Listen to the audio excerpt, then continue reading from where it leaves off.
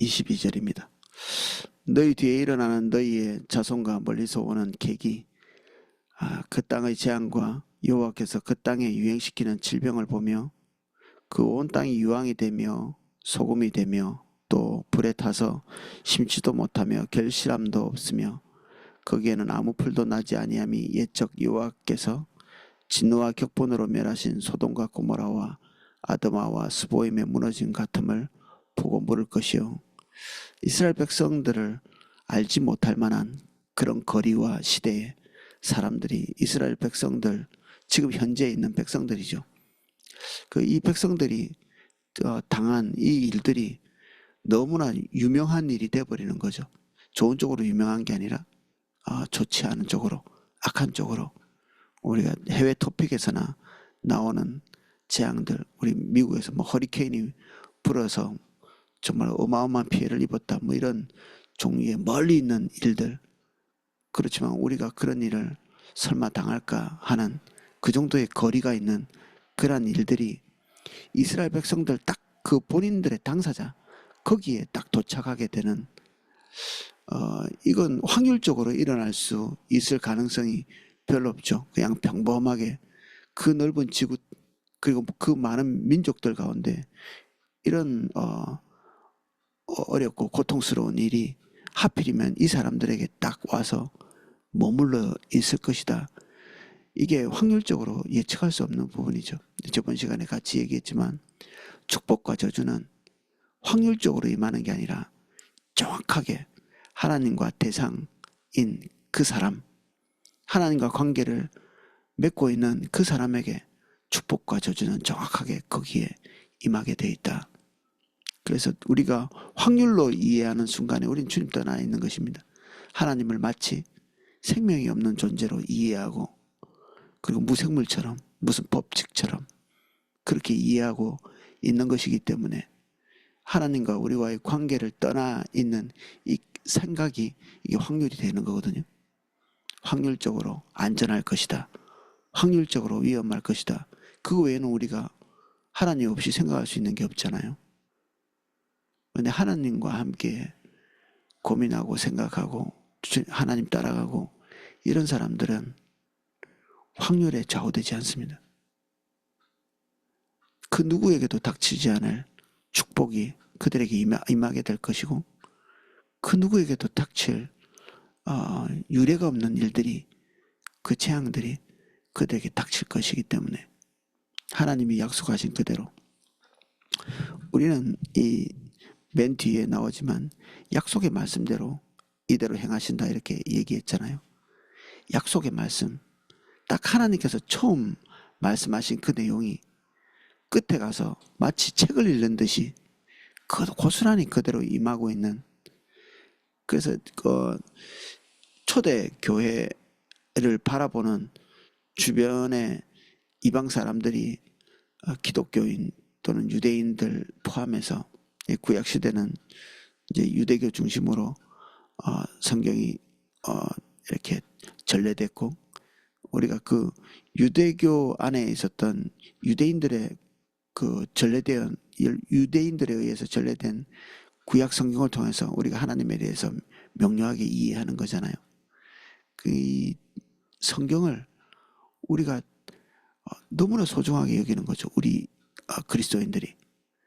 그러니까 그리스도인들을 지칭해서 책의 종교, 그리고 책을 자신의 영혼에 둔 그런 사람들이다 이렇게 지칭하게 됐거든요. 왜 그럴 수밖에 없느냐 하면 우리가 믿고 있는 하나님, 우리가 따라가고 있는 하나님은 그때그때 그냥 기분 나는 대로 이렇게 행동하시는 게 아니라 하나님께서 선언하고 말씀하신 딱 그대로 고스란히 이렇게 행하고 약속대로 행하시기 때문에 하나님께서 우리에게 무엇을 말씀하셨는가, 처음에 이게 너무 소중한 거죠. 우리에게 무엇을 말씀하고 계신가. 중간에 우리가 다른 어떤 방식으로 이 하나님의 뜻을 바꿀 수도 없고 조작할 수도 없고 뒤집을 수도 없는, 폐기시킬 수 없는, 이게 하나님의 말씀이기 때문에 우리가 불가피 주님을 따라가는 사람은 이 텍스트, 하나님께서 말씀하신 것을 기록한 이 텍스트에 대한 소중한 자세를 가질 수밖에 없는 거죠. 그래서 출판 또는 필사 이런 일들에, 그리고 이 말씀을 남기는 데 있어서 엄청난 이 정성을 들일 수밖에 없는 거죠. 하나님의 말씀이 절대로 이랬다 저랬다는 경우는 없다.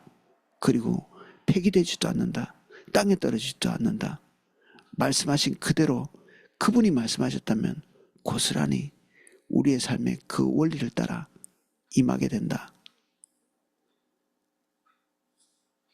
오늘 우리가 하나님의 말씀을 접하고 있는, 우리가 접하는 하나님의 말씀이 그러한 종류의 특성을 가지고 있습니다. 절대로 바뀌거나 폐기되거나 열매 맺지 아니하는 그런 황등 정치인들 입에서 나오는 그런 공약이 아닙니다.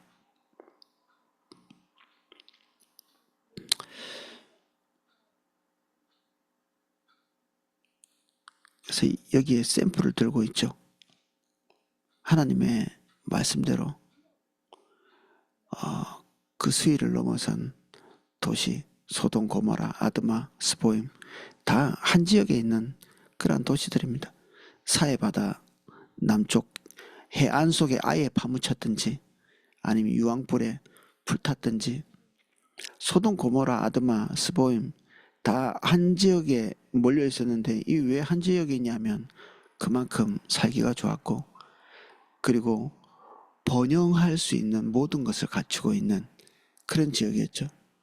오죽하면 이 룻이 이미 그 땅 안에 살고 있는 사람들이 있을 텐데도, 이방인을 환대하지 않을 텐데도 그 땅 안에 살면서도 하면서는 환대받기 어려운 입장이었음에도 불구하고 그들은 그 소돔과 고모라 그 땅을 찾아서 들어가거든요. 그때 그 시대의 사람들이 가장 뜨겁다고 하는 지역이었겠죠. 아브라함은 거기로 들어가지 않았고, 이 룻은 그 세속적인 판단을 해서 거리로 들어가게 됐는데, 오늘 같으면 뭐 강남 뭐 이런 데로 들어간 거겠죠. 분당 이런 데로. 가장 살기 좋다고 하는 유력한, 앞으로 두고두고 복될 거라고 생각되는, 근데 복된 것이 그 지역에 속하지 않은 거죠. 소돔, 고모라, 아드마, 스보임, 이것은 어쩌면 세상에서 제일 좋은, 뭐 성경에 표현해 놓기로 여호와의 동산 같았다. 이 지역이 그런 지역이죠. 그 시대 사람들이 모두 가서 살고 싶어 하는 지역. 근데 그 모든 조건들이 하나님의 평가에 합당하지 않은 그 시점에 세상의 모든 사람들이 두려웠다는 멸망과 재앙의 어떤 대명사처럼 되어버린다는 거죠. 대한민국이 그럴 수 있고, 우리나라 사람들이 기대하고 바라는 그 미국이나 선진국의 그 땅들이 그렇고, 그 어디든지 하나님을 떠난 그 지점은 도대체 어떻게 저렇게 됐을까?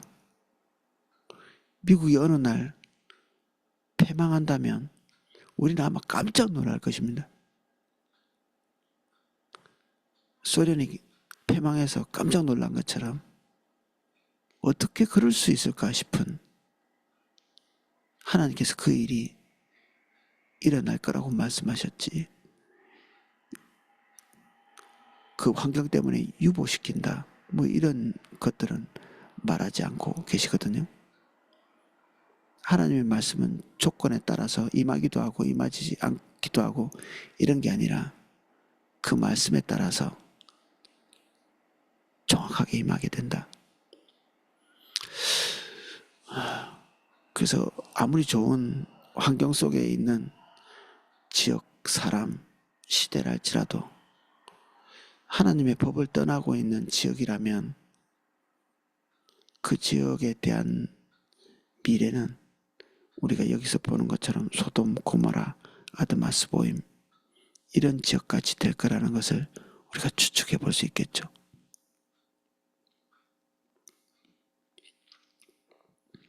그리고 그 땅은 더 이상 사람들에 의해서 흠모되어질 그런 땅이 아니라 두려움의 대명사가 되는 그런 땅이 될 것입니다. 우리가 풍요의 땅, 부요의 땅, 그리고 복된 땅이라고 한때 불렀던 그런 땅들이 있습니다. 그러한 땅들이 지금 어떻게 지칭되고 있는가, 뭐 그런 걸 보면 사람들이 지금도 흠모할 만한 곳인가 생각해 보면 이 하나님의 말씀이 믿든지 믿지 않든지 모든 인류 가운데 역사되고 있다. 지금도 납득할 수 있겠죠.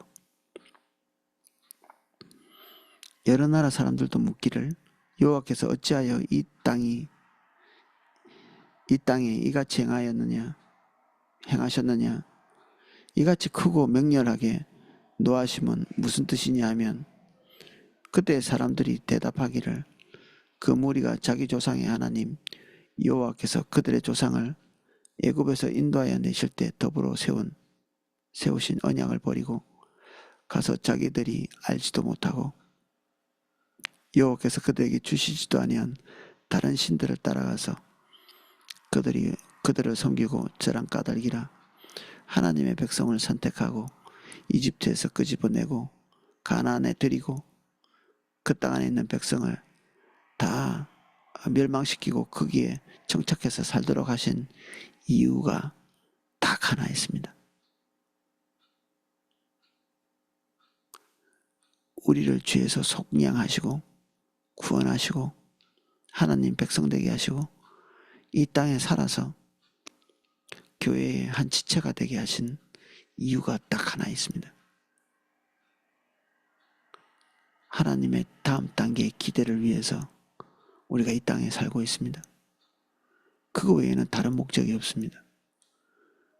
이스라엘 백성들을 통해서 온 열방이 주님께로 돌아오는 것, 교회를 통해서 온 열방이 하나님을 알게 되는 것, 요 딱 한 목적이거든요. 교회가 가지고 있는, 대한민국에 있는 모든 교회의 비전, 소망은 딱 이걸로 통일이 됩니다.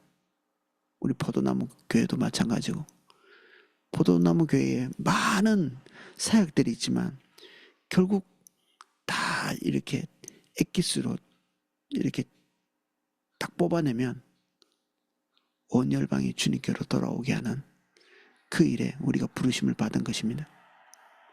이것 외에 다른 비전이 있다. 그 교회는 교회가 아닙니다. 예수 그리스도의 피로 값주고 사신 모든 지역, 모든 시대의 교회가 방금 제가 말씀드린 온 열방이 주님께로 돌아오게 하는, 여기에 헌신되어 있어야 합니다. 그게 우리의 정체성이고 이 땅에 사는 목적이고 유일한 목표가 되어야 되는 것이죠. 여기에 멸망당한 이 사람들은 그 목표를 이탈해서 자기만의 목표를 추구한 사람들입니다. 자기만의 목표, 가정의 평온, 나의 안위, 좀 더 편리하게 사는 것. 우리 육신이 편하게 되는 것은 오늘날에 있어서는 무시무시한 유혹입니다. 무시무시한 유혹. 그 편리를 위해서라면 다른 사람과의 충돌도 마다하지 않고, 자기의 복지라면 그 어떤 윤리도 갖다 버리는, 이 오늘날의 가치들이죠. 가치들. 자기 이득을 위해서 사는 것. 우리가 만약에 그런 가치를 동일하게 수용한다, 세상의 모든 사람들이 그렇게 추구해서 가기 때문에 우리가 그런 가치를 가지고 살아도 세상으로부터 이렇게 뭔가 독특한 것이 아닙니다. 우리의 편리, 우리의 복지, 우리의 안위, 세상 사람들이 기대하는 모든 종류의 선하다고 여기는 것들을 우리가 추구한다 해도 그것이 도덕적으로 우리가 손가락질 받을 만한 그런 것들이 아닐 수 있거든요. 그런데 하나님께서 여기에 기록하고 있는 이 우상 숭배는 그 모든 조목조목 하나하나를 다 포함하고 있죠. 세상으로부터는 손가락질 받지 않겠지만 하나님의 저주를 피할 수 없는, 여기에 소돔 고모라, 아드마 스보임 요 샘플을 딱 들고 있는 것처럼 그들은 그들의 기쁨, 그들의 즐거움, 그들의 가치, 그들의 사사로운 목표, 이런 것들을 추구하기에 최적인 사회를 만들어 놓은 거죠. 그리고 그들뿐 아니라 그들의 후손도 똑같은 가치관으로 살도록 세상의 종말이 올 때까지 그런 방향성 아니면은 살 수 없는 사회 구조를 만들어 놨죠.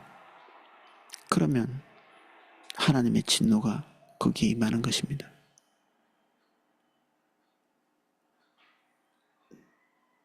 끝이죠.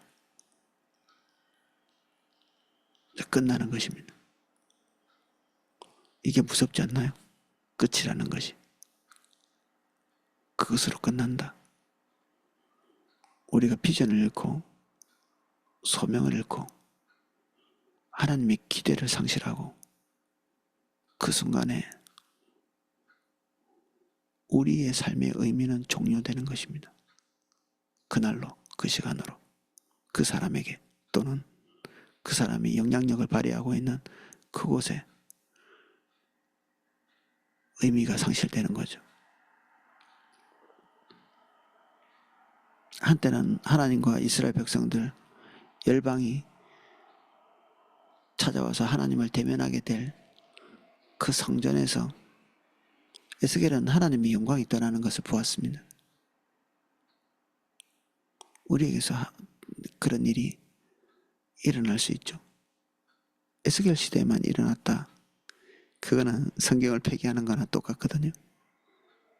하나님의 임재는 항상 우리를 기뻐하시기도 하고 우리를 내팽개칠 수밖에 없는 그런 지점이 있기도 합니다. 하나님의 맹렬한 노하심, 이거는 무의미한 존재가 된다, 이런 말과도 연관되어 있습니다. 의미가 없는, 하나님께서 우리에게 공급하셨던 모든 것들이 상실될 수밖에 없는, 하나님의 모든 공급은 동시에 하나님의 뜻을 반영하고 있기 때문에, 하나님의 목표를 지지하고 있기 때문에 그 모든 것들이 우상을 숭배하고 우리의 로망을 따라갈 때 그 지지는 이제 끝나게 되는 거죠.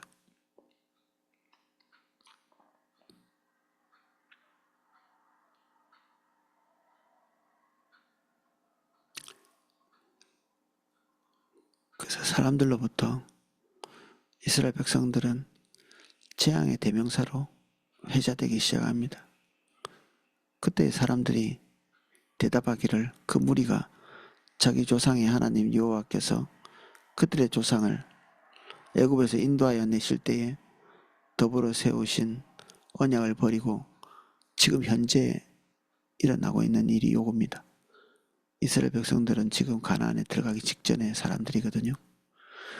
먼 미래에 그들이 주님을 버리고 주님을 버린 상태에서 그들이 맞이하게 될 미래의 운명을 이렇게 얘기를 지금 하고 있는 것입니다.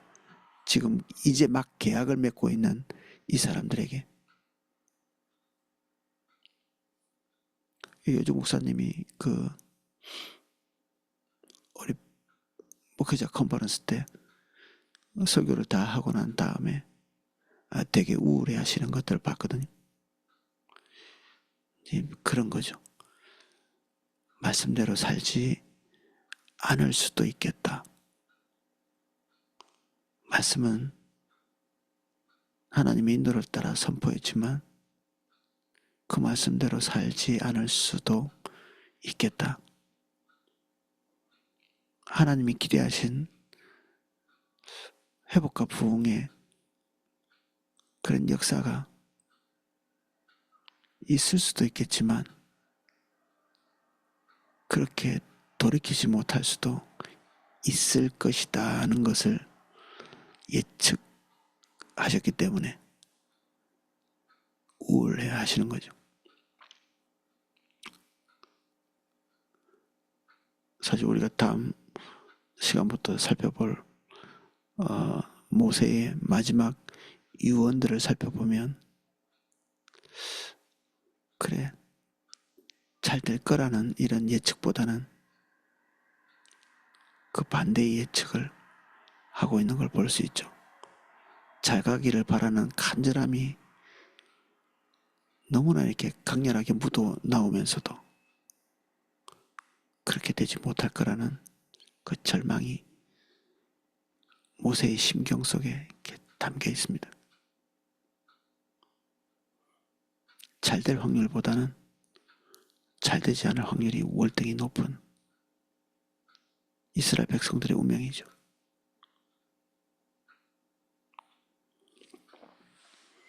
하나님의 계획은 수백 년을 걸쳐서 세워져 왔습니다.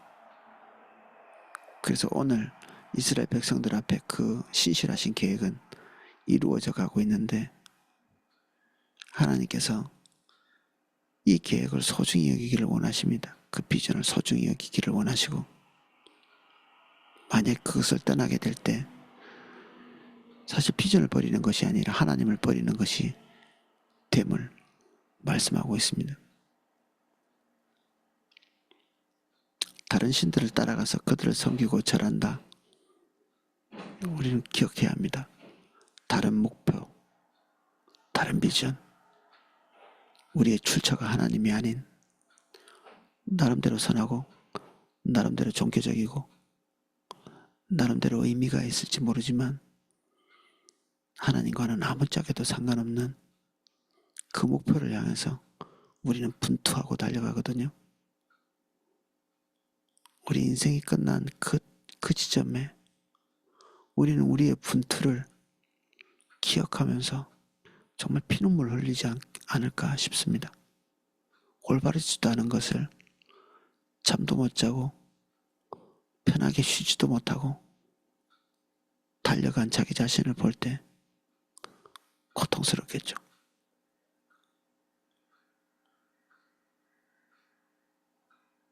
그래서 모든 목표는 하나님으로부터 와야 합니다. 하나님과의 관계 속 안에서 우리가 달려가야 될 목표가 정리되어야 됩니다. 아니면 우리의 삶의 모든 종류의 분투가 헛것이 됩니다.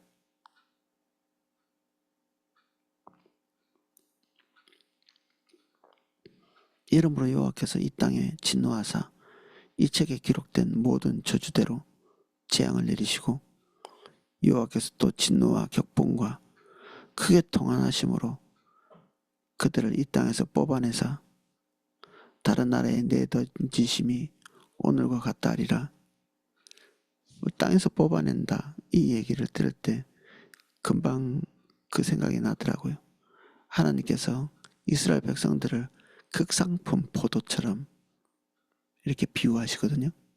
예언자 입술을 통해서 딱 그 얘기를 하십니다. 근데 그 극상품 포도가 왜 이 싸구려 들포도에 열매를 맺게 됐는가? 이게 하나님의 탄식이죠. 그래서 그 먹지도 못할 그 들포도의 열매를 맺고 있는 하나님께서 의미를 부여할 수도 없고 하나님의 목적에 맞지도 않고 하나님이 가치를 두실 수도 없는 그런 종류의 목표를 성취하는 것, 이게 들포도거든요. 우리 나름대로 의미를 부여할지 모르겠지만 하나님은 의미 없다라고 얘기하시는 그런 방법은 뽑아내는 수밖에 없는 거죠.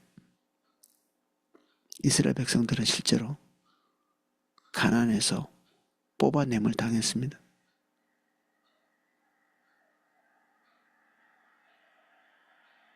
박탈. 이게 얼마나 수치스러운 일인가요, 이게?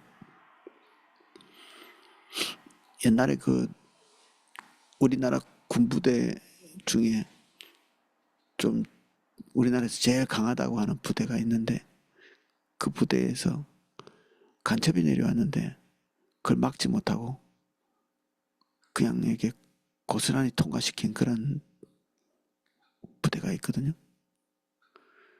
그래서 국방부에서 그 부대를 그곳에서 딱 그 지역 하면 그 부대인데 거기서 군대를 빼서 철수시켜 버렸습니다. 사실 이 군대에서는 그게 굉장히 수치스러운 일이라고 하는데, 자기 제약을 지키지 못해서 다른 부대를 거기에다 집어넣는,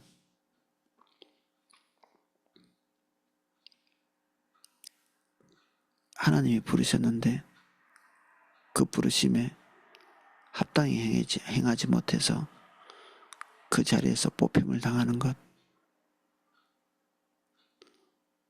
슬픈 일이죠. 우리는 뭘 하는 사람이고, 우리는 누구고, 왜 여기 있고, 앞으로 뭘 해야 되나? 그리고 하나님께서 정하신 그것에 부합한 삶을 살고 있나 고민하게 되죠. 그 고민이 앞으로 우리의 미래를 예측하게 해줍니다. 우리가 뽑힘을 당할 것인가?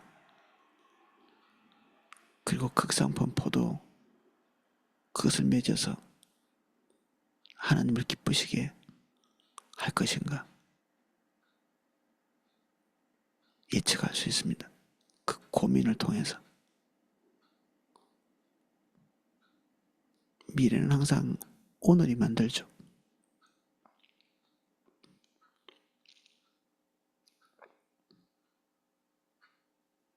감추어진 일은 우리 하나님 여호와께 속하였거니와 나타난 일은 영원히 우리와 우리 자손에게 속하였나니 이는 우리에게 이 율법의 말씀을 행하게 하심이라. 감추어진 일, 하나님께서 우리에게 계시하지 않은 일입니다. 우리는 하나님의 뜻을 알기 위해서 몸부림치지만 사실 그럴 필요도 없습니다. 이미 알려진 거나 소중히 여기고 받들면 됩니다. 우리는 알려지지 않은 것을 알기 위해서 몸부림치다가 계시되고 나면 하찮게 여깁니다. 우리의 성향이 무섭죠. 이미 너무나 명확하게 선포되어진 그 말씀은 주목하지 않고 하찮게 여기고 땅에 떨어뜨려 놓고 선포되어지지 않은 것에 대해서 알기 위해서 몸부림칩니다. 알지 못하는 것에 대해서는 겸손, 알려진 것에 대해서는 순종, 이게 올바른 우리의 방향입니다. 오늘 29장을 마무리하고 있는데, 우리 기독교가 문서의 종교, 그리고 책의 종교, 주변 이방인들이 그렇게 부를 만큼 우리 하나님은 명확히 처음 말씀하신 그대로 끝까지 이루시는 분이십니다. 화면에서는 너무 쉽고, 왜냐하면 하나님의 비위를 맞추기 위해서 전전긍긍하지 않을 수 있습니다. 하나님의 뜻이 무엇인지 명확히 알 수 있기 때문에. 그리고 계시되어진 그 하나님의 뜻은 변함이 없기 때문에 안전하죠. 동시에 그 말씀은 말씀하신 그대로 임하실 거기 때문에 두려운 것입니다. 오늘은 여기까지 살펴보겠습니다.